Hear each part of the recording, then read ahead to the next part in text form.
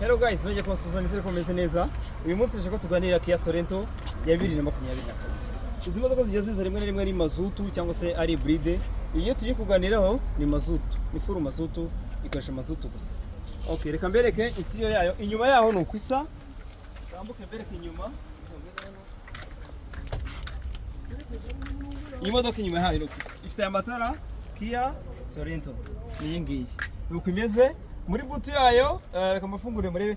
Utiriwe unafungura gutya imodoka upress izi button bifungura. Byose buri kimwe kiri automatique. Upressinze irazamuka. Uko mubizi Sorento zigira imyanya 7. Ni modoka z'imyanya 7 ni gutya. Intebe kaziryamisha. Hano mu miryango y'inyuma haba harimo AC, air conditioner ku bagenzi b'inyuma ibibageraho neza. Hano murabona iriya ntebe ushobora kuyiryamisha ukoresheje iyi buto, wagiriye gutya ukaburyamisha iriya ntebe hariya. Ni imodoka zigezweho zifite ama option menshi. Ndashaka kwereka nitugeramo imbere mu karere uko imeze. Reka dutambuke imbere. Ubu butu kuyifunga upressinga button ikongera ikamanuka. Reka mbereke option ifite hano imbere. Iya Kia Sorento tukiyatsa ni mazutu murumva ko yaka. Ifite kilometero 1042 original kuva Korea. Air conditioner yayo irakora neza cyane, ni touch button irakora hano ikazamuka, kuzamura ni gutya, kumanuka n'uku. Shifter yayo ni iyi ngiyi. Ukimarika reverse ira display hariya. Ko ifite ya makamera gusubiza kujya muri depart. Turashiftinga igeremo hano murabona yagezemo. Gusura muri parking turapressinga iyi button. Frame yayo iba hano. Iba hano mu rutoki. Okay, iyi frame yayo. Ikindi igira ama option ko watwara muri comfort, muri eco, muri sport, muri smart. Igira ama option bitewe naho uri kugendera ukaba wahitamo option na kugenderamo. Akenshi twe muri Kigali tugendera muri eco mode mu gihe uri muri traffic. Ugenda muri sport mode mu keneye kwihuta mu option mwe nayo. Ikindi iyi modoka ifite memory seats. Ushobora gusetingaho memory seat. Niba muyitwara muri abantu babiri, umwe ashobora gusetinga kuzajya gutwara muri rimwe, undi agatwara kuri kabiri. Pressinga kuri ya button naho setinze intebe igaruka ahandi.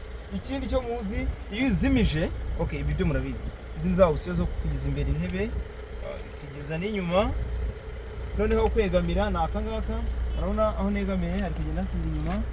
Naka gutya. Nagira aha ni hano mu mugongo wanjye kugira ngo hansange cyangwa nsubireyo naka kabuto aka niko kabikora. Iyi buto ni yindi ifungura buto. Ubu buto nayifunguye. Buto ifunguye hano ubwo yazamutse. Ndongera nifungire hano nta kibazo. Hano nayifunze. Iyi button mubona ni ituma ushobora gusettinga imodoka ukavuga uti mugende kugenda mu muhanda ntabwo nshaka ko iri burenga umurongo wanjye. Iyo wagize on, iyo uri kugenda mu murongo ushaka kurenga, vura iratitira, irakugarura. Ukomeza ushaka kukugarura kuri wa murongo wawe urimo. Iyi button ikivuze. Ikindi dukomeje ndashaka kubereka engine, reka mbereke muri moteri yayo murebe uko imeze. Izi modoka ziba zifite moteri ntoya, ntabwo zingwa byinshi.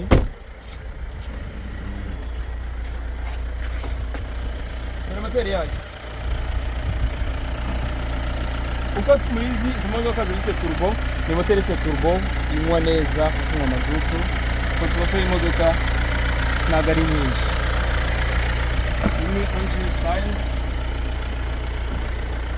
Tuntu option dukoresha nk'ama side mirror. Ndumva tubimenyereye ku mamodoka. Side mirror kuzikoresha iyo murabona ifite left na right. Reka tubone ikiraro mu birebe neza. Uhisemo gukoresha left kwa shoferi ni hano, ubwo ukagenda iratetinga bitewe nuko bikeneye. Wakenera right hirya na hano naka muri kubona ko iri kugenda ihinduka bitewe naho ukeneye kurengera. Ibindi ni ibintu bigiye bisanzwe kuzamura ibirahuri no kubimanura. Akandi kakabuto nababazaga muri ya quiz ka block ibirahuri bindi. Iyo ukeneye ko abantu b'inyuma batamanura ibirahuri urabona gutyo ubu iyi button wayipressinze ntago abantu b'inyuma yamanura ikirahuri ngo cyemere. kiba cyabaye block ubundi gukimana ntabwo cyemera iyo wagira on nibwo urabona nk'ubu ndakibona biremeye ni bimwe mu option ibindi tuzagenda tubiganiraho imodoka ifite amabosiyo menshi hano muri Dubai Port imodoka turi kugurisha miliyoni 48 ni karibu uri interested waza tukayivuga murakoze cyane abashinzwe